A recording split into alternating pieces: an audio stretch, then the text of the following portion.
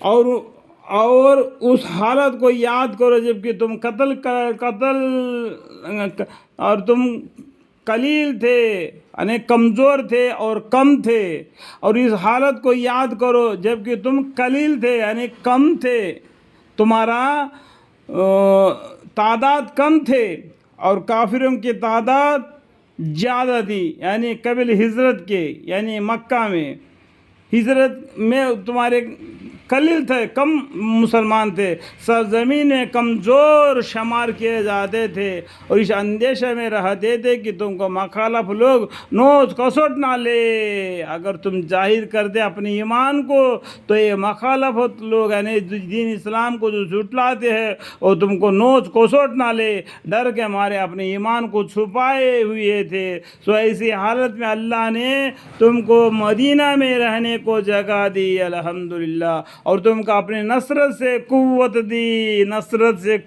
دی، اور تم کو نفسی چیزیں کھانے کو عطا فرمائی تاکہ تم شکر کرو، الحمدللہ۔ ایمان والو، تم اللہ اور رسول صلی اللہ علیہ وسلم کے حقوق پہ خلل مت ڈالو، اور اپنے قابل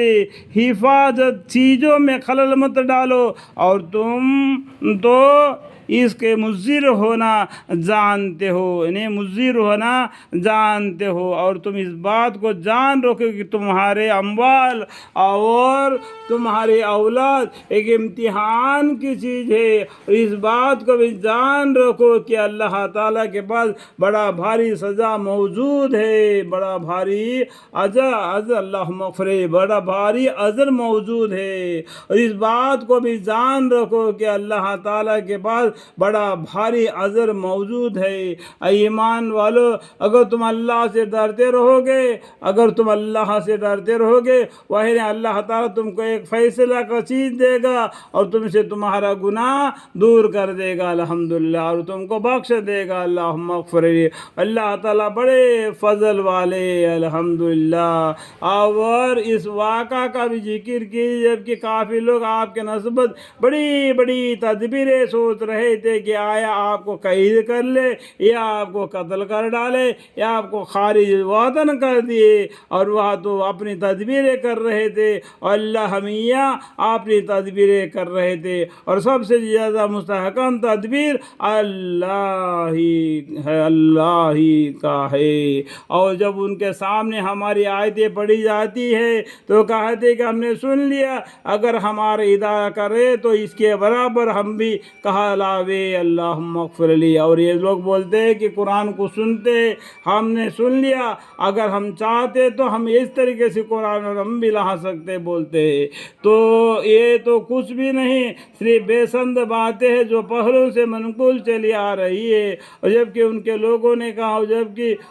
لوگوں نے کہا کہ اے اللہ، اگر یہ قرآن آپ کے طرف سے واقع ہے تو ہم پر آسمان سے پتھر برسائیے، اللہم اغفر لی، یا ہم پر اور کوئی دردناک عذاب واقع کر دیجئے، اللہم اغفر لی۔ یہ لوگ الٹے چلٹے باتیں کرتے ہیں نا، وہ تو اس کے نسبت اس طریقے سے بولتے ہیں کہ اگر یہ سچ ہے تو ایسے عذاب ہم پر لے آؤ، اس طریقے سے۔ اللہ تعالیٰ ایسا نہ کریں گے کہ ان میں آپ کے ہوتے ہوئے ان کو ایسے عذاب دے، اور تیرے اللہ تعالیٰ ان کا ایسا عذاب نہ دیں گے جس حالت میں کوئی استغفار بھی کرتے رہتے ہیں، اللہ سے معافی بھی مانگتے رہتے، ان میں پیغمبر صلی اللہ علیہ وسلم بھی موجود ہے، اور نذیر نیز ان کا کیا استحقاق ہے کہ ان کو اللہ تعالیٰ بالکل ہی معمولی سزا بھی نہ دے، حالانکہ وہ لوگ مسجد حرم سے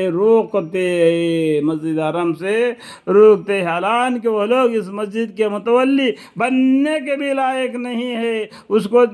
کے متولی بننے کے لائق تو سوائے مستنیون کے اور کوئی بھی خاص نہیں، لیکن ان میں اکثر لوگ اپنی نارائی کا علم بھی نہیں رکھتے، اور ان کے نماز خانہ کعبہ کے پاس صرف یہ تھی کہ سیٹیاں بجانا اور تالیاں بجانا، اللہم اغفر لی۔ سو اس عذاب کا مزہ چکو۔ اپنے کفر کے سبب بلا شک یہ کافر لوگ اپنے مالوں کو اس لیے خرچہ کر رہے کہ اللہ تعالیٰ کے راہ سے روکے، اللہم اغفر لی اللہ۔ سو یہ لوگ اپنے مال خرچہ کرتے ہی رہیں گے، مگر پھر روال ان کے حق میں باعث حسرت ہو جائیں گے، پھر آخر مغلوب ہو جائیں گے۔ وہ مال جو خرچہ کر رہے نا ان کو ثواب نہیں ملے گا، ان کے بدلے میں ان کو حسرت ہو جائے گا، نقصان میں پڑ جائے گا، پھر آخر مغلوب ہو جائیں گے، ہار جائیں گے، اور کافی لوگوں کو دوزخ کی طرح جمع کیا جائے گا۔